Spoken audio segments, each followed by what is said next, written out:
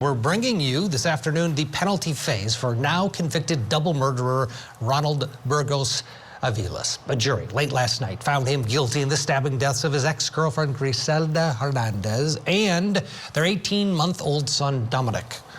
It's now up to the same jury who found him guilty last night to decide one, sentence him to life without parole, or recommend to the judge that he be sent to death row. Right now, the court has taken an early lunch while we wait for them to come back. Let's look back at when the verdict was read last night in court. All right, this is the verdict in case number 2018 CRA 852D1. The state of Texas could care to stand. Mr. Ronald Anthony Burgos-Aviles. Verdict of the jury, count one. We, the jury, unanimously find beyond reasonable doubt the defendant Ronald Anthony Burgos-Aviles guilty of the offense of capital murder as alleged in count one of the indictment signed by the foreperson. Verdict of the jury, count two. We, the jury, unanimously find beyond a reasonable doubt the defendant Ronald Anthony Burgos-Aviles guilty of the offense of capital murder as alleged in count two of the indictment signed by the foreperson. There was last night, the jury, they actually wanted to go home after a couple hours of deliberations. They asked the judge if they could just sleep on it and come back fresh this morning.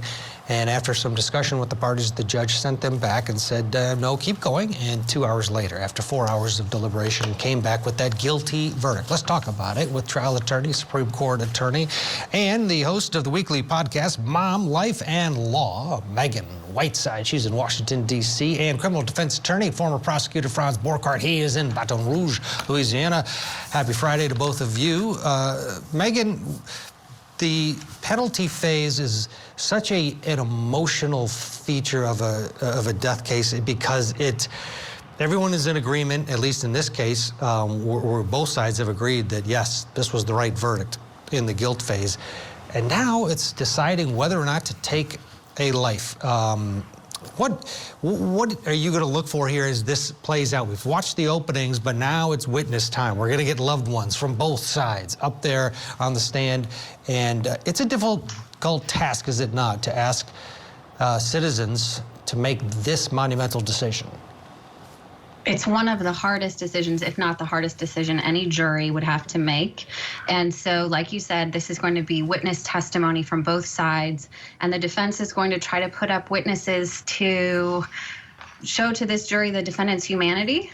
Even in the face of this heinous crime for which they found him guilty, it's going to be emotional testimony on both sides. And this jury made a very quick decision in a capital case, in a first-degree murder case, to convict.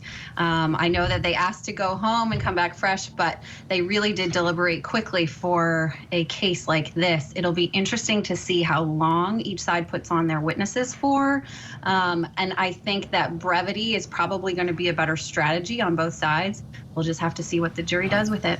We're getting an indication that the defense has articulated to the court that they are planning a days-long defense, meaning the penalty phase could be as long as the guilt phase. Franz, right before they went to the lunch break, we have an indication of who's coming up for the state of Texas because a few witnesses were brought up to the bench to be sworn in. And in this group of individuals, you see Griselda's sister, who testified during the guilt phase. We also see her son, her surviving son, a little boy there, who is expected to, I guess, now we see this, take the stand and discuss the loss of his mother. That's going to be very emotional, Franz, when you see this little boy being put in that position. Thoughts overall on that decision to have this boy, you know, have to endure something like this? Well, so a couple of things, right? Penalty phase is all about, for the state at least, it's all about showing them that there are aggravating factors such that there is the right formula to put this individual to death. And it is an emotional decision to some degree, right? Hearing from the victims, hearing from the survivors, hearing about how much they feel for the loss of their loved ones. These are all part of the formula. Now, for the defense, they have to walk a tightrope. They need one fact, one mitigating fact that causes one juror to say, you know what, I'd rather not vote death. I'd rather him spend the rest of his life in jail. So great move by the state. That's exactly how I would do it. They have nothing to lose at this point. And candidly, you know, to some degree, this gives the victims closure. This gives the victims, surviving family members, the ability to look at this individual and have their peace. We'll watch it play out this afternoon. Again, they're on a early lunch break there in Texas. As soon as that concludes, we'll get you back into the courtroom for more. During the opening for the defense, Attorney Boggs got up in front of the jury and laid it out and said, listen, no matter what you decide, members of the jury, this man is going to die. He's going to die in prison. So it's either on the state of Texas's schedule or God's schedule. Take a listen. This man is going to die in prison no matter what happens next. He is walking into prison as a dead man. Now, I am not a politician, and in a second, you're going to see our slideshow, which is not as sophisticated as the state's, and I apologize. I hope that you don't hold it against Mr. Burgos-Aviles. So what does it mean that Mr. Burgos-Aviles is going to die in prison? Right? The only question now is, right, whether it's on Texas time or whether it's on God's time. All right? And I don't mean to be too religious or spiritual.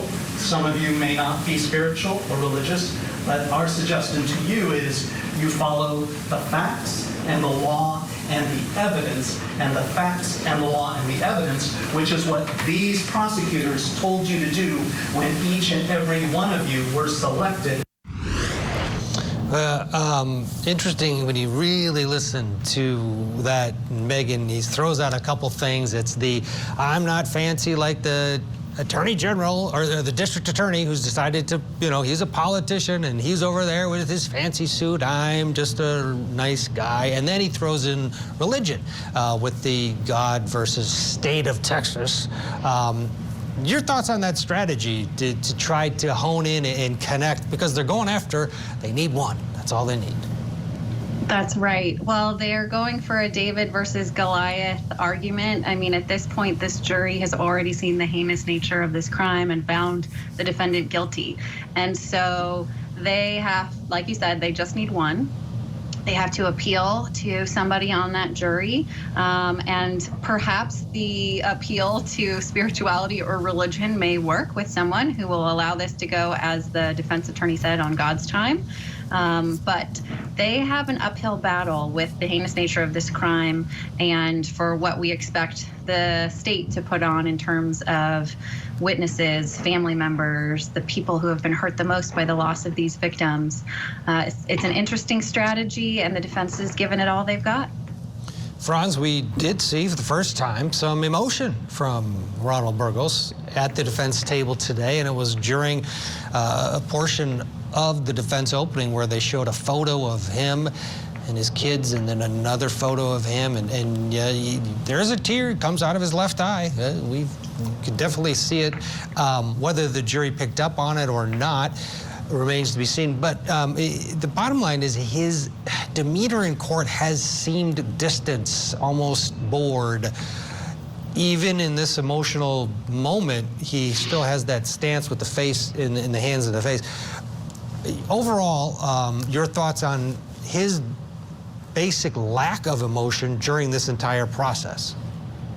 So is he emotional now because the reality has set in, as his defense attorney has said, that life means life? In the state of Texas, life means life. And by the way, that's a very important nuance by that attorney to assure the jurors who are going to go back there and say, well, you know, does life mean life, or could he be paroled at some point? No, life means life in Texas.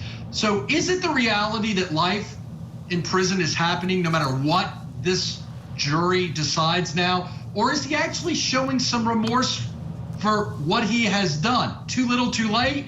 Well, here's where the rubber meets the road. What's his demeanor going to be now? He'll never say before this jury, Ted, he'll never say, yeah, I did it. I'm sorry I did it. I take responsibility. He won't do that. But if he shows emotional remorse at this point, and it's sincere and it's believed, maybe that might be enough to have one vote for life. His parents also expected to testify. They've been in the courtroom from Puerto Rico, his family members. There have been people sitting behind him, Megan, during this trial, which is always very important, especially in a case like this where life is on the line. But we do know that at least his mother, at some point, whether her mind has changed, we don't know, but at some point she believed that her son could never have done this, was set up by others. And how important is it for if every one of the defense witnesses to testify, yes, on his behalf, talk about his life, but also they can't bring up any of the "I don't think he did it" vibe, right? Because that would be a big-time turnoff for these jurors. That's exactly right. You don't want to anger these jurors in any way. This is appealing to their humanity to allow him to live out his days in prison as opposed to sentencing him to death. And that's going to be a challenge for the defense attorneys to prepare these witnesses, that they need to stay focused on the task at hand. I think they will be able to, as hard as it might be to not try to advocate for his innocence, but that phase has passed. This jury has found him guilty beyond a reasonable doubt. And so now the task is to humanize him, to potentially speak about his other children, what he's done in the community, what he's done for his family in his role as a Border Patrol agent. They're going to try to make him as likable as possible. Very difficult task in light of the nature of these crimes. But hopefully the defense attorneys can help their witnesses just stay on track to potentially accomplish their goal. But it's a tough road ahead. Sure is. Yeah, they want to say this wasn't the real Ronald. That was the testosterone-filled man that made a mistake. The real Ronald was a good, law-abiding Border Patrol agent who had a family and made a bad decision. Well, it was a disgusting, horrible decision, and to your point, a tough one to get around.